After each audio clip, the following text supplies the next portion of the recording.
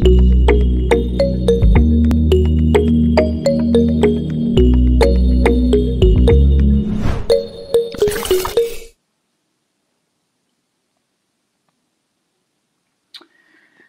alaikum, everyone, and welcome to another episode of Daanish TV's English language channel, the global voice of the Center for Islam and Decoloniality.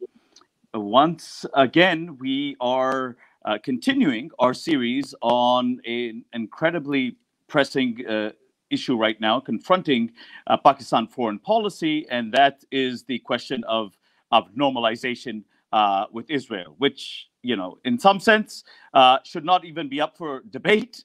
But unfortunately, there are incredible pressures being placed on the Pakistani state by so-called brotherly Muslim countries, as well as the United States, to normalize. And the Pakistani state finds itself in a very difficult position, despite the fact that our Prime Minister has said no less than 14 times that there's no way that we will normalize until the following conditions are met. And so, but still, the pressure remains. It's an ongoing issue. And this is why this particular show, I don't want to say that the previous ones were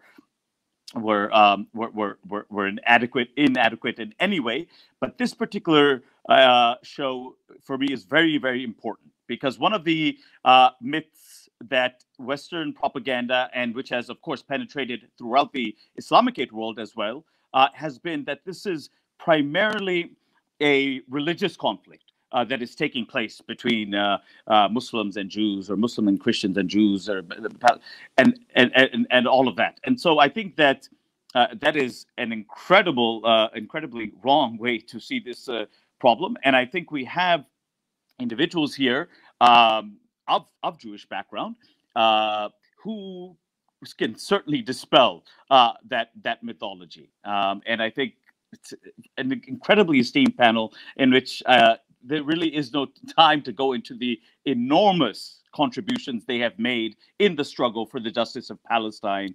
I'll just introduce them individually. Professor Ilan Pappe, perhaps the foremost historian on the question of modern Palestine, and his books, History of Modern Palestine, The Ethnic Cleansing of Palestinians, so on and so forth, well respected throughout the world, at the University of Exeter in UK, and a dear friend and a dear mentor of mine. And so welcome, Professor Pappe.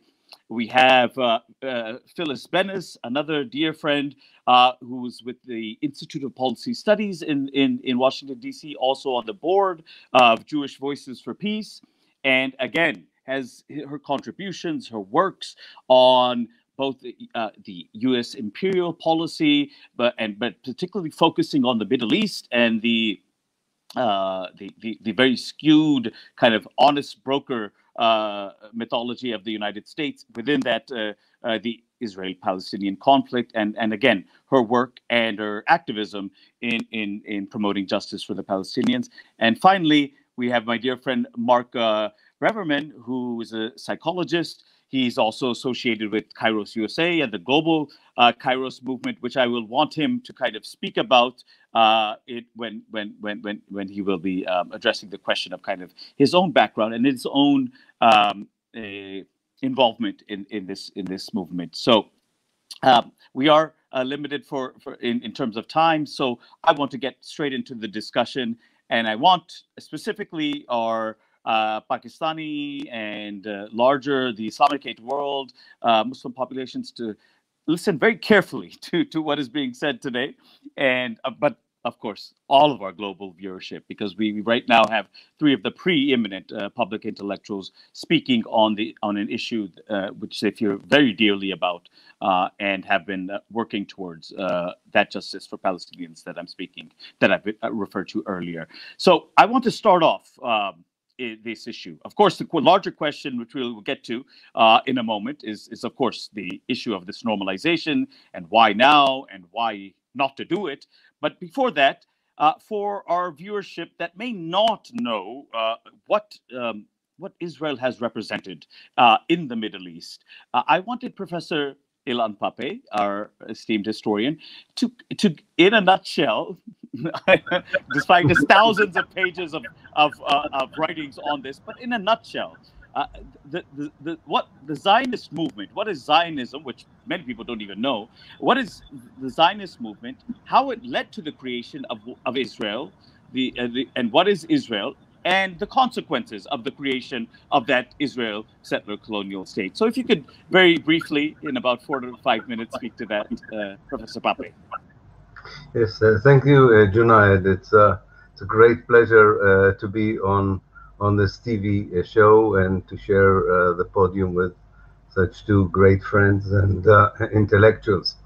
In a nutshell, you use the word that I think describes Zionism best, and this is settler colonialism, which means that this is a movement of Jews in the late 19th century who were running away from persecution in Europe, and like so many other people who were persecuted in Europe, turned their operation of salvation into an operation of colonization. They chose a land where someone else already lived.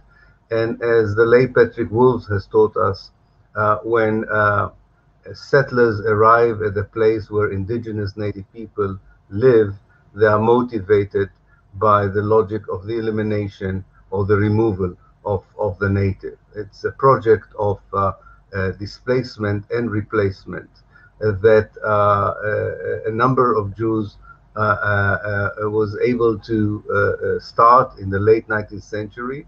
After the First World War, with the help of Britain, were able to turn their dream into a reality. And until the 1930s, they were busy in building a stronghold or a foothold in historical Palestine. But from the 1930s onwards, and especially during the Second World War and towards the end of the British rule in Palestine, they began planning and contemplating the second phase of Zionism, which was the ethnic cleansing of the Palestinians, the native indigenous people of Palestine, and to remove them so as to create as much as possible a pure Jewish state. The fact that they were unsuccessful in a way, they only, in brackets, succeeded in removing half of the population and taking over 80% of Palestine, not the whole 100%, meant that there was still a Palestinian national movement, an anti-colonialist movement, trying to defend the land that still was theirs, and trying to deal with the major catastrophe that the Zionist movement brought upon them in 1948, which the Palestinians call the Nakba, the catastrophe. After the British left Palestine, the Zionist forces expelled half of Palestine's population, demolished half of Palestine's villages, and destroyed most of the Palestinian towns. Zionism, therefore, became this settler colonial ideology that brought this horrible catastrophe upon the Palestinians in 1948. Zionism after 1948 is the ideology that justifies the continued ethnic cleansing of Palestine and the continued to the project of displacement and replacement. In 1967, Israel took over the 20% or so that it did not manage to take in 48, and it was still faced with a significant number of Palestinians inside Israel, and much of its policies towards Palestine and the Palestinians is still motivated by the Zionist dream of having, instead of an Arab Palestine, a Jewish Palestine. It's an ideology that tries to justify the creation of an ethnic apartheid racist state and try to sell it as a democracy because they are all for a Jewish majority at all cost, and there's no means that they will not use to ensure that majority. So it's an ideology, it's not a religion. It's an ideology of a settler colonial movement that became an ideology of a state that has a lot of similarities to the ideology of apartheid South Africa, but has much better public relations that apartheid South Africa had, and therefore much of what it stands for and how it is translated into oppressive policies against the Palestinians is hidden from the public eye. And I think our role is, of course, to expose it and explain that there are alternatives for this kind of relationship between the settler community, now in its third generation, and the indigenous native people of Palestine, still fighting for freedom, independence, and self-determination. Wonderful. Thank you, Pappe. I think very succinctly you explained to our audience what the Zionist movement has been all about, and what it has led to in the form of the creation of the State of Israel, and what it is, the consequences of that for the indigenous Palestinian population over decades and decades. I want to turn to Phyllis Bennis, one of the foremost kind of policy analysts that I know of on the Middle East, in the United States and the world, in fact. Phyllis, Professor Pappe has laid out kind of some of the history of it.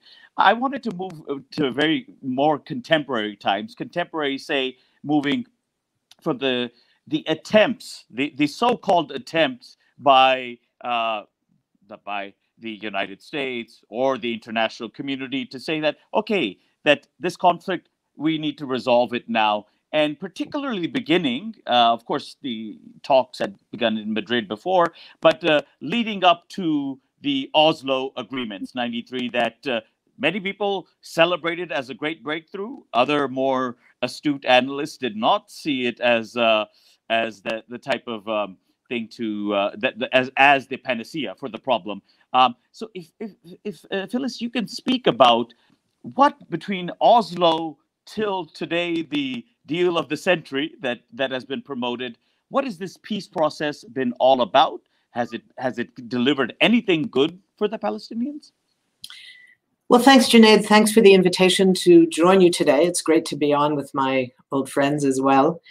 You know, this discussion of the so-called peace process is a very important one, and it doesn't get interrogated nearly enough, particularly here in the United States, which is very much the center of this so-called process.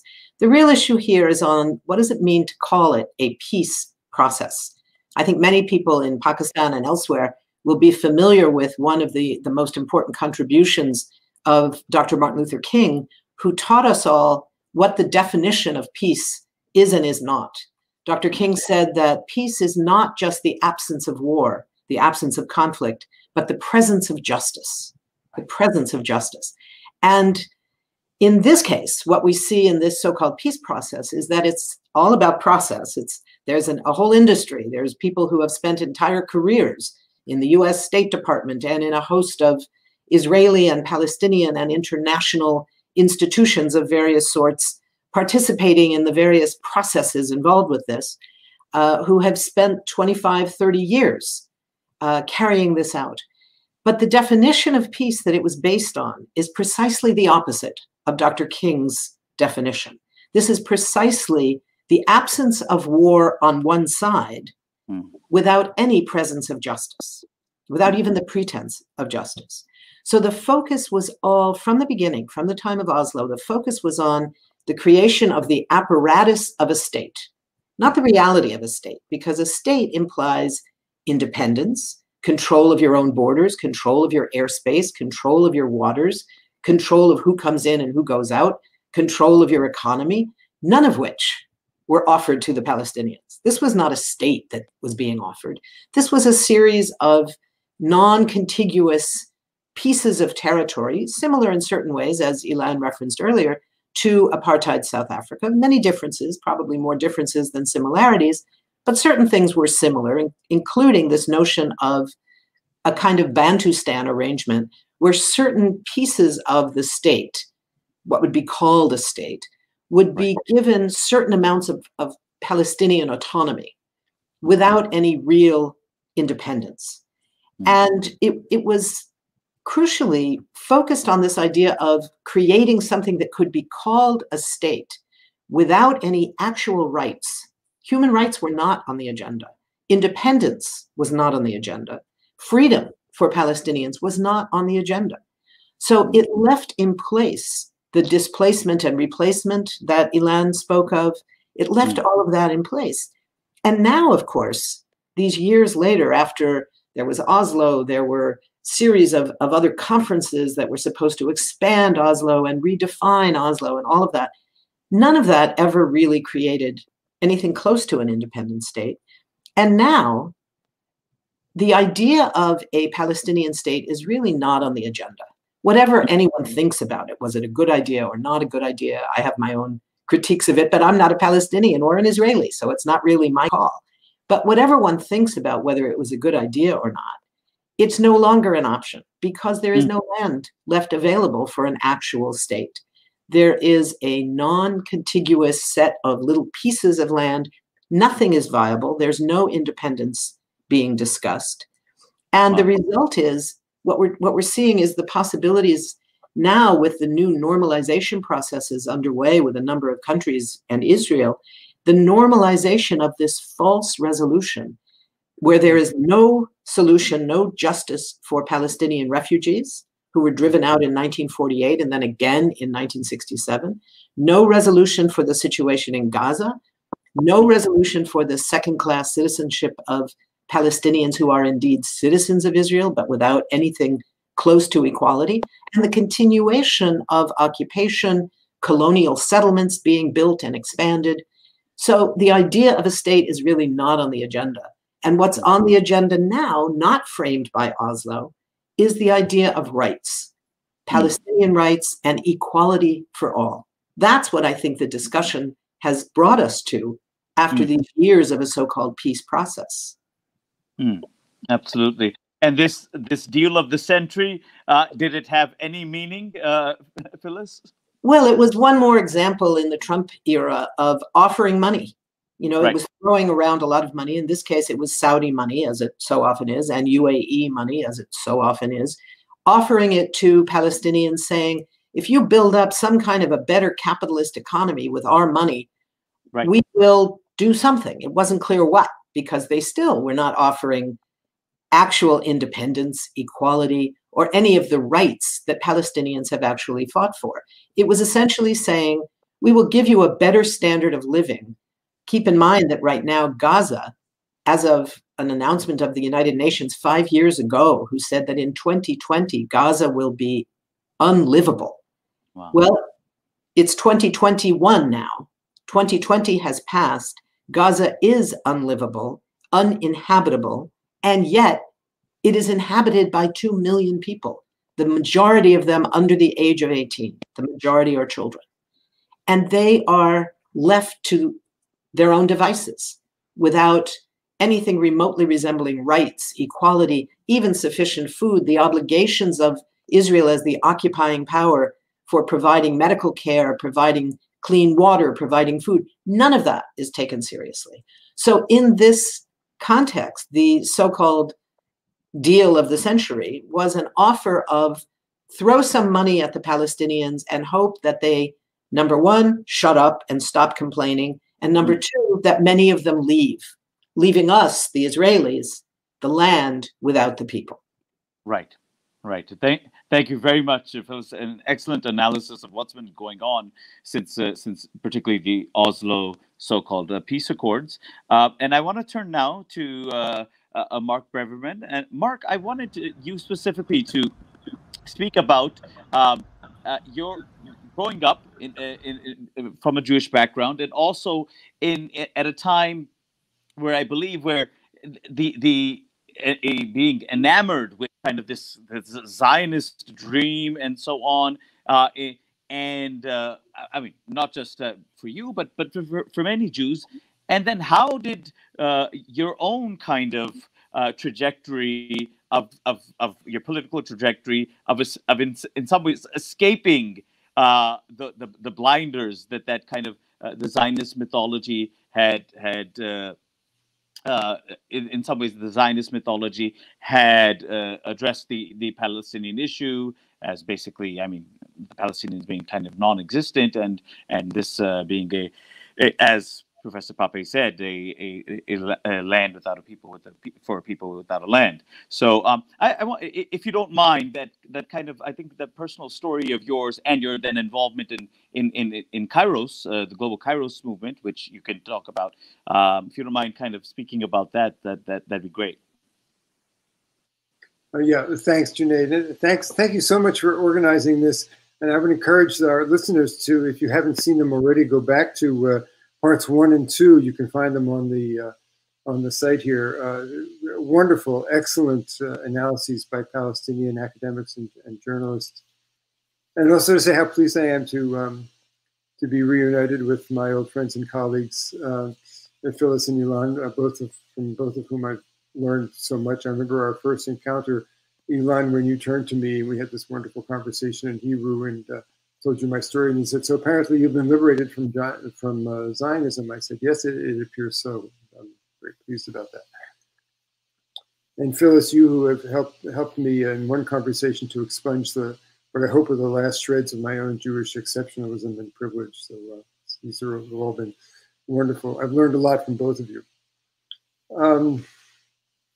Yeah, so my personal journey, my personal story, in some ways is, to me anyway, is very, very instructive. I was born into a traditional Jewish family in 1948 on the East Coast of the United States, and if you were born into that environment, you're raised in a very potent combination of rabbinic traditional Judaism and traditional and political Zionism. And what's happened to Judaism since 1948, and the stage was set before that, was that the two have really merged. And so and you've said this as well, Junaid, it's not a religious conflict. It's very much about politics, as Phyllis says, about human rights, and about how Israel, the part that Israel plays now in the big geopolitical, broad geopolitical program of preserving neoliberalism and neocolonialism, for want of a better word. And Israel is a key asset for the major forces at play in the world today for maintaining and preserving that system of perpetuating the Eurocentric, white, patriarchal, colonial system that after World War I, where the world was rearranged, but the powers needed to preserve that, and that continues to this day. I've gotten very involved in working with the churches over the last close to 2 decades about that, and I want to be able to talk a little bit about how I see the importance of that in terms of organizing today, our organizing strategy today to combat this, and to encourage the Muslim audience that we have here to, as possible, translate that into a Muslim context as well.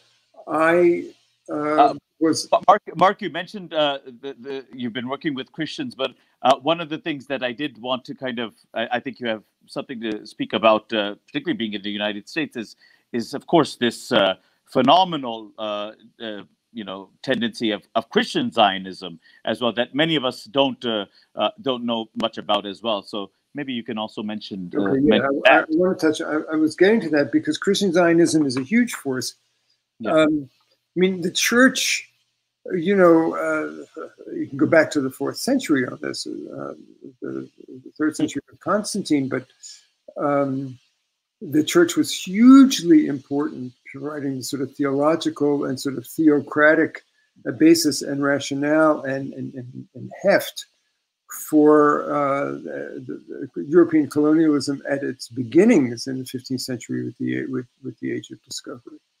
You had the priests blessing the slave ships as they landed in Lisbon, and that has continued, and it had a resurgence at the end of the 19th century with the rise of political Zionism, and in particular with the influence of Britain and later the United States in playing a key role in their geopolitical aims, but also being able to tap into a deep well of belief on the part, again, of white Western Europeans about who the Jews were. I think it's deeply anti-Semitic to be able to see the Jews as special and as going to send them back to their birthplace, get them the hell out of here. But it also, in a perfect storm, sort of interacted with the geopolitical aims of the powers after World War I were in a rearranged world. They wanted to hold on to their colonial agenda. And we see that today in its modern iteration, where, again, Israel is a key asset in this endeavor. And I think that's the context, one lens which we can use to understand the pressure that is on Pakistan today to join in the effort to bring the Arab, the rest of the Arab world, or the Muslim world, into this coalition to preserve that. Israel seen, when we talk about Israel as the, quote, last democracy, the only democracy in the Middle East, what it really means is they're our people, our meaning the United States, Britain, Western Europe, and their allies, to preserve the order that we so desperately want to preserve in the face of the upsurge of the global South and the people saying, no, we don't want this. This is not good for us. And that's, I think, what I've been learning about Pakistan today. That's the hope and the miracle of Pakistan, that it represents the possibility that the actual people, their voice can have an actual impact on the political process, so that you have a leader who is saying no to this. And if you listen to Professor Abu Khalil in the last session, he said the leadership of most of these countries does not represent the will of the people. The will of the people is different, which is why, and I'm going to talk about this if I have a chance later, the global Christian movement from the grassroots, the church movement from the grassroots, is exactly that. Christians at the grassroots who understand what it means to be a follower of Jesus, which means to destroy the temples and to destroy the seats of power in a non-violent way if possible, but if you have to be violent, that's okay. And to say these must go and the will of the people must come up. And we're hearing that from South Africa. The churches in South Africa had a huge role in the removal of the apartheid government. It's an untold story, that in the end of the Cold War. Southern Asia, India now has a large movement. Southern Asia, Eastern Asia as well, Western Asia as well as Latin America. You see these grassroots movement. The churches are making it a Christian movement, but they're really trying. They're really in India, for example, they're allied with the Dalit movement. In Europe and in Latin America, and in Europe, there's a real alliance with labor and with student movements. So there's a real hope here. If we think about this paradigm of protests against institutional, meaning both institutions of religion as well as institutions of government, who want to preserve the current power structure and the power and the force of the grassroots to make a difference. And we have historical precedents for that. Absolutely. With the anti-apartheid movement, with the civil rights movement in the United States, with the program to combat racism from the World Council of Churches back in the 60s, another fairly untold story. We have historical precedents. And for me, this is the hope that in the face of where we see things going, this is where we need to put our energy. Wonderful, Mark. And I'll come back to you in the second question. Maybe you can speak a little bit more of this global Kairos movement as well, and the involvement not just of now Christians in solidarity with Palestinians, but of course more and more Jews that are in solidarity with Palestinians. So the second and final question, because I don't want to get kicked off the show myself by Mr. Shai Dewan, who runs the show. Is basically the theme of this program. Why should Pakistan, or any other country for that matter, not normalize relations with Israel, despite whatever pressure is coming from certain Gulf countries, from the United States, from Israel itself, of course. Why should it not normalize? Of course, you have laid the framework of kind of the cruelties and injustices that have been inflicted. But again, for our audiences that still see that, okay, well, maybe would this perhaps be allow Pakistan or other countries to maybe mitigate the suffering of the Palestinians? There are some questions there. Most people, of course, are on the side of not normalizing, but still, I want our three esteemed guests to make the case of why not to normalize with Israel, and the second part of that, what is the way forward? How can we continue to resist globally and show our solidarity with the Palestinians? Professor Pappe, can we begin with you? Yes, thank you. So let me start with the first question. It is important not to normalize a relationship, especially for a Muslim country, with a country that would use this normalization as an umbrella of immunity to continue oppressive policies against people, the vast majority of whom are Muslims themselves. So I think that you have to realize what normalization means. It means that you are building a shield around Israel that allows it to continue the daily and systematic abuse of the Palestinians' human rights and civil rights, and continue to solidify its apartheid state and its colonization project, which has not ended yet. And as much as the Palestinians have suffered, there's still, unfortunately, still some plans to inflict even more suffering on them. So that's what a normalization would do. You would be an accomplice to criminal policies and to perpetuating an injustice that without its resolution, there is very little hope for stability, peace, and progress in the Middle East as a whole.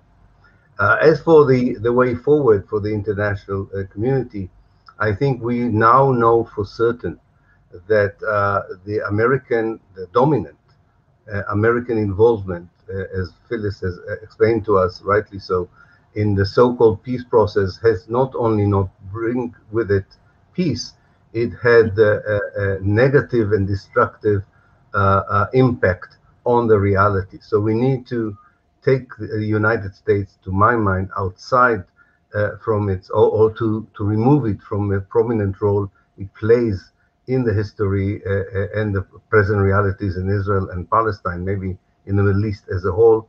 And we should actually seek countries outside of the Middle East, such as Pakistan, such as Malaysia, such as Indonesia, and ask them to play a role that was never played by the West, of the honest broker, not the dishonest broker, and to show solidarity with the Palestinian people, because, and this will be my last point, the move forward in terms of international solidarity with the Palestinians, whether by indigenous people, African Americans, oppressed workers, and so on. This solidarity cannot be stopped by normalization agreements, because people rightly equate social justice and justice in their own countries with justice for the Palestinians.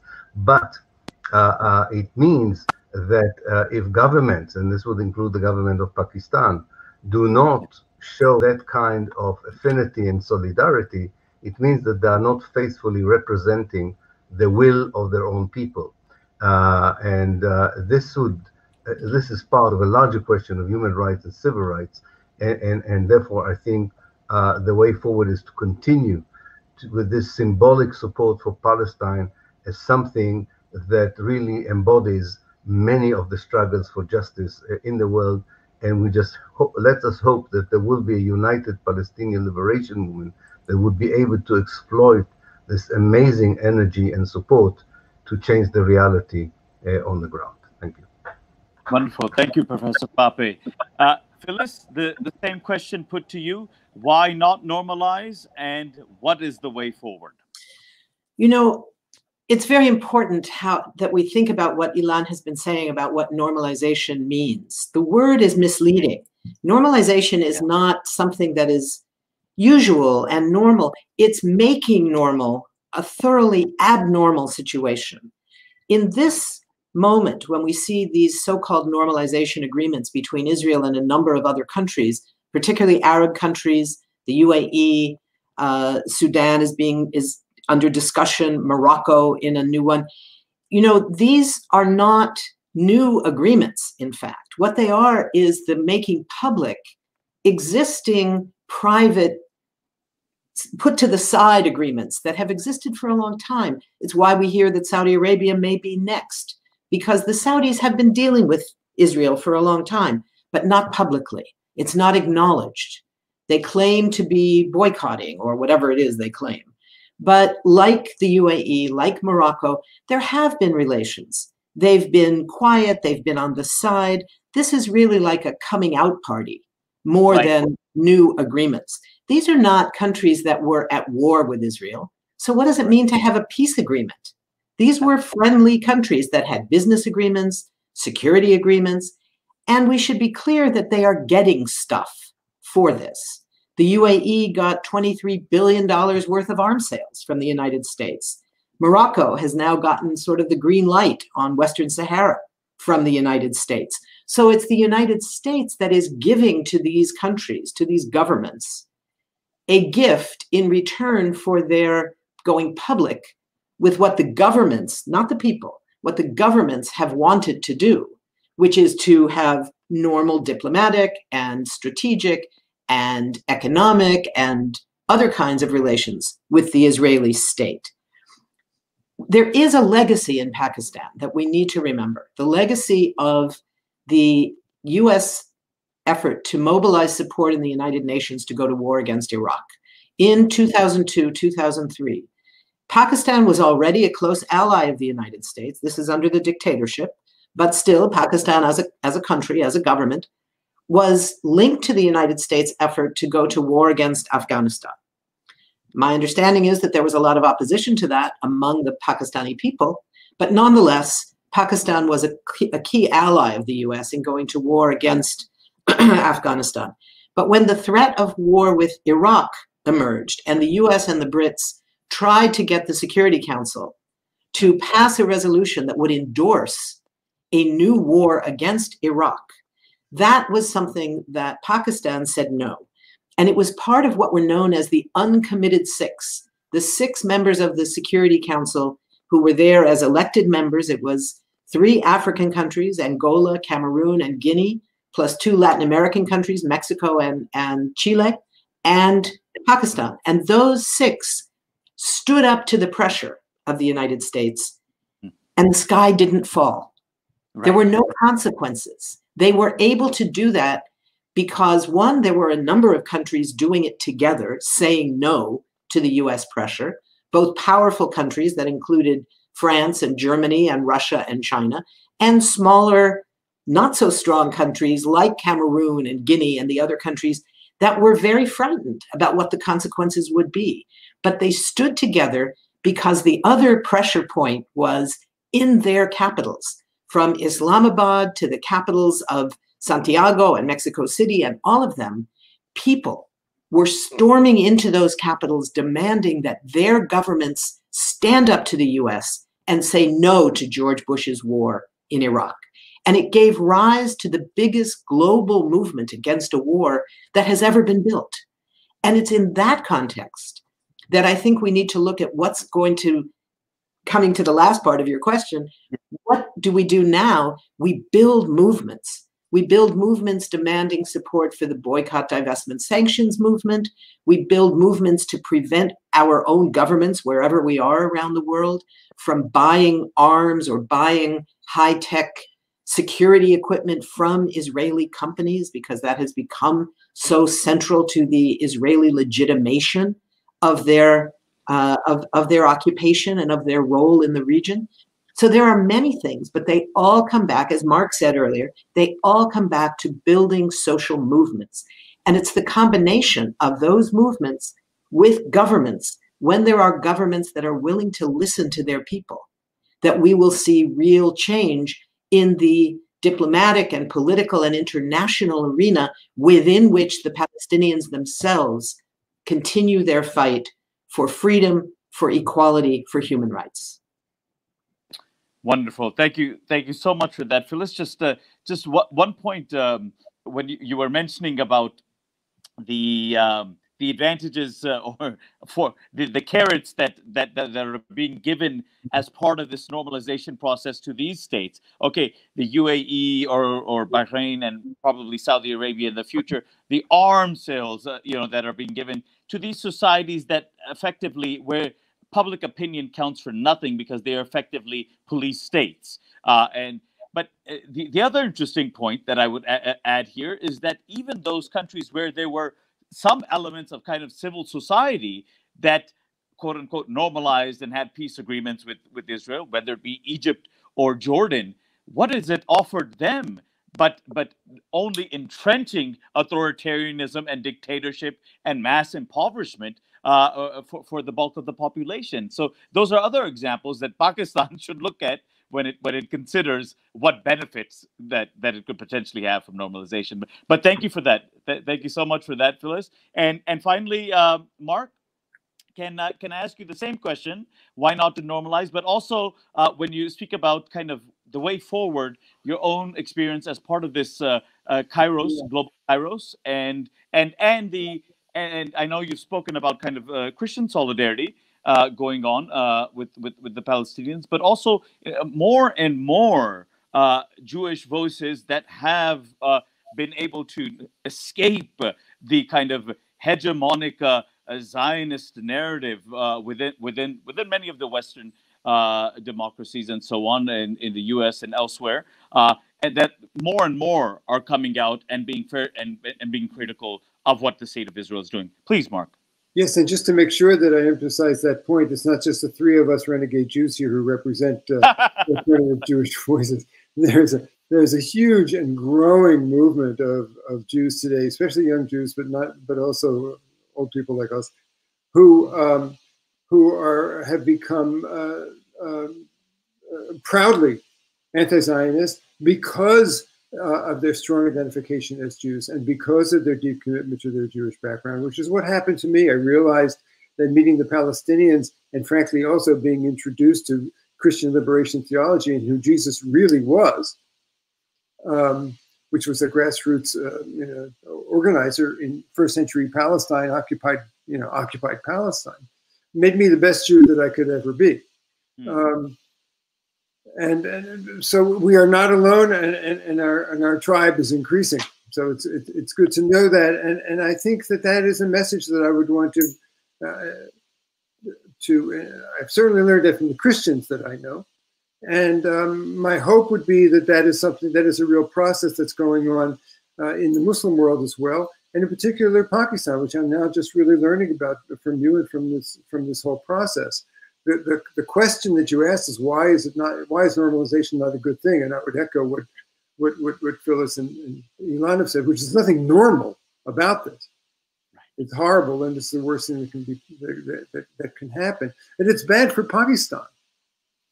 Normalization is bad for Pakistan. I think it was Ramzi Baroud who made the point in your last program that what does it mean for the credibility and the effectiveness and the program of your prime minister, who is really successfully bringing on, in the face of a background of military dictatorships and authoritarianism, a social democracy, for want of a better word. And what does it mean when his people see that the hypocrisy of a line with Israel, which represents everything that he does not stand for? So, I mean, it's not something that he can do, and that has to be resisted, and he has to get all the support he can get for doing that. And I'm glad to see that you're doing your best to help with that process. But it's not only bad for Pakistan; it's bad for the world, because Pakistan is part of the global South, which is a weird expression because it's not a geographic designation. Basically, it means the formerly colonized countries and nations and peoples of the world, as opposed to the North or the West, which was the people who did the colonization and who still want to be in control. And so we see this in South Africa, and we see this in Asia, and we see this in Latin America, and in other places, even within the formerly colonized countries. But we also see an enormous threat, which is the rise of authoritarianism and right-wing governments. So the rise of and the resurgence of the global South is just incredibly important and needs to be supported. And I see Pakistan as kind of a, not to idealize it, but it's kind of as a miracle or a trailblazer here. I would say actually also along with South Africa, we think, and Latin America also, which is struggling very, very much from a Christian point of view with the resurgence of conservative Christianity, which is flying all the worst flags it can fly to try to bring people in politically and socially. And Mark, sorry to interrupt you. Just I do want you to inform the audience, what is this Kairos movement? Kairos Global. Yeah, okay, so in 2009, the Palestinians, a group of, again, very, very similar to South Africa, a small group of church people, Christian activists, allies elsewhere in the country, and they were closely allied and actually supported the ANC. And even as Christians, they wrote a wonderful document that South Africans saying, you know, as Christians, we wouldn't pick up a gun, but we support the armed struggle. Very, very, very important and very Gandhian in many ways. Following their lead in 2009, and this was back in the 80s in South Africa, following their lead in 2009, and the South Africans, this small group of Christians, Alan Boesak, Desmond Tutu, and many, many other people who are unsung heroes, brought the entire Christian world, the entire ecumenical Christian world to their support. And that's what ultimately helped turn the Thatcher governments and the Reagan governments to support the sanctions. And that was hugely important in bringing down the apartheid government. So in 2009, the Palestinian Christians, ecumenical group of Palestinian Christians, which was itself a miracle, get a bunch of Christian denominations from Orthodox to Lutheran together. It was amazing. Wrote a very prophetic document, prophetic in the sense of it being theologically prophetic, straight liberation theology, gorgeous stuff. And reaching out to the world and say, here is what is happening to us. You have no idea what the mythology of Israel is. Listen to what's really going on here. And we're speaking to you Christians, and we're speaking to you brown and black people, and we're speaking to you people across the world who believe in human rights. Think of South Africa. Think of us, because that's what's going on, and it's even worse. And that made a big difference. And the Christian world, starting with the Christian world, and there's the analogy, you know, the civil rights movement in the United States started with black Christians, and it spread to Christians all over the country, and then to the entire society. So that was the kernel, but it was that spiritual spark, that core of radical opposition to tyranny, which is where the church got its birth. And there probably are analogies in Islam as well, has sparked, and this is now close to more than a decade ago, a global network of grassroots groups in every continent, in every country, that are militating within, you know, vertically within their own institutions, which of course are conservative and are allied with power and all that stuff, to take a stand and say, just like we finally were dragged into opposing South Africa, just as we were finally dragged into opposing racism in the 60s, and you know, the World Council of Churches gave money, millions of dollars, to armed national liberation movements in Africa. And they were called terrorists, and they were called all kinds of things, and they did it. So there are precedents for this. And so Global Kairos for Justice, which is the hub of it, is a small group of activists, Christian activists in Palestine, with some heads of churches as well, who are now mobilized. And perhaps later you can go to Palestine, Kairos Palestine .com or .org, and you will find it. Go to KairosUSA.org. Go to PalestinePortal.org, and you will find rich resources for what this movement is about. They're strongly connected to BDS, which is the best thing that we have. It is taking on Christian Zionism frontally. Right. So because we have a theological battleground going on here, this is not a secular world. Not when you leave Europe. The rest of the world is not a secular world. And that's why it's so important to enlist people whose faith traditions and their association and identification with religious movements is the center of their lives. And either it's going to be, they're going to be led by theologians and church leaders who say, you stay with power, you work with us, and we'll take care of you. Or they're going to say, well, no, we know that you're wrong and you're connected with the wrong people and your ideology is wrong, and we are going to rise up and work for a better world. Wonderful. So I have an enormous amount of hope and confidence. It's an organizing strategy. And it's important, I think, for what's happening in the Christian world to make those alliances with Muslims, with Jews, with Buddhists, with Hindus, with people who don't identify, who identify as secular, so their religion is labor or their religion is human rights. That's fine. These alliances have to happen, and the momentum and the enormous energy and guidance that's been given by the Palestinians can be important because it's bigger than Palestine.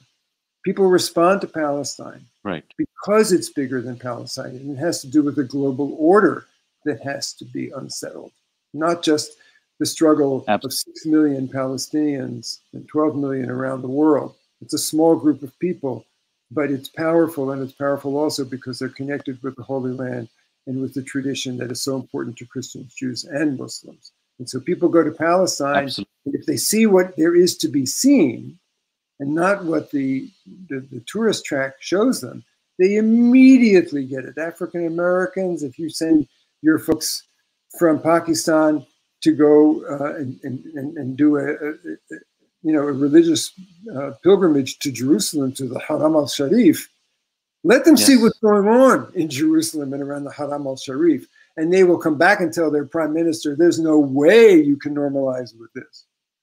Right. Absolutely, Mark. Absolutely, Mark. What a wonderful way to end this conversation. And you're absolutely right. I think that Palestine, in some ways, the cruelties and injustices we've been speaking about in Palestine is a metaphor for the global, in some ways, the ongoing coloniality of the world system in which cruelties and injustices are taking place throughout the world. So it is a metaphor in some ways. The solidarity with the Palestinians means solidarity with all oppressed groups throughout the world. At this point, I really want to thank all three of our panelists today. Just absolutely, I mean, some of the cutting edge, brilliant intellectuals that we can find in this on the planet today. Professor Ilan Pappe, Phyllis, Bennis, and Dr. Mark Braverman. I thank you so much for being on the show. We exceeded time, but it was more than worth it. Thank you so much for being on the show. Good night. Thank you. Thank you. Thank you. All the best. Thank you very much. Thank you.